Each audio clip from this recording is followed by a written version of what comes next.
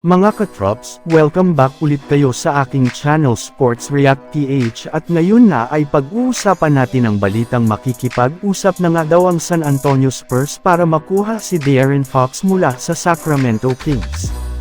Pag-uusapan na rin nga natin ngayon dito sa ating panibagong video ang naging laro ng Los Angeles Lakers laban sa Detroit Pistons.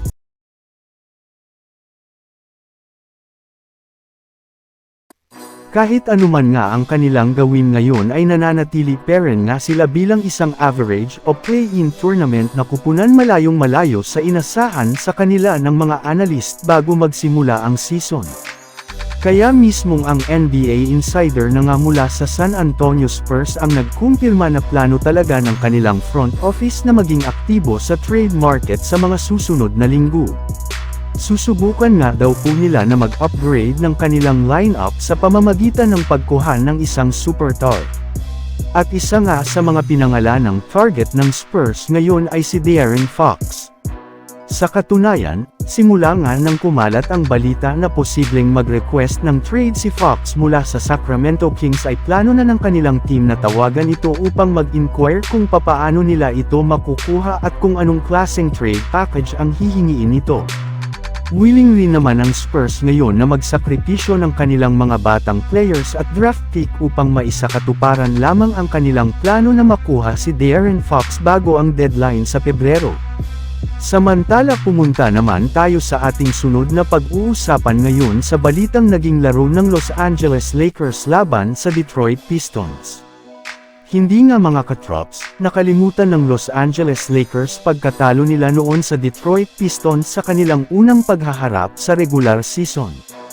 Kaya sa kanilang rematch nga po ngayong araw ay sinikap na nga ng mga players ng Lakers na kontrolin sa simula ang kanilang laban sa pangunguna ni LeBron James na nagtala ng 28 points, 11 rebounds at 11 assists.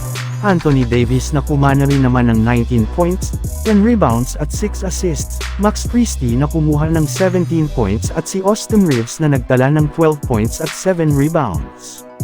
Ngunit sa huli nga ay natalo pa rin sila dito sa score na 114-117 na siyang rason bakit bumagsak ang kanilang record sa 16 wins at 13 losses bilang ikapito sa standings ng Western Conference. Pero pagkatapos nga mga katrops, ng kanilang naging laro ay hindi rin naman nga pinalagpas ng kanilang head coach na si JJ Redick na reklamuhan ang mga referee dahil sa mga maling tawag na ginagawa nito sa kanilang laro lalo na sa huling foul ng Detroit kay Anthony Davis na na-overture ng challenge ito ang Pistons. Ayon nga kay Redick, kita rin naman nga na na-foul sa play na ito si Davis sadyang mali lamang nga ang naging desisyon ng nga official na siyang rason balit sila natalo. Pero aminado rin naman nga si Redick na hindi nga maganda ang naging performance ng kanyang mga players dito sa pagkakaroon nila ng napakaraming turnovers na sinamantala rin naman ng kanilang kalaban. So yun lang nga mga katrops ang handog ko sa inyong storya ngayong araw. Sana nag-enjoy kayo. Please like and subscribe my YouTube channel Sports React PH para sa iba pang storya at update patungkol sa NBA. Kita-kits muli sa ating susunod na video.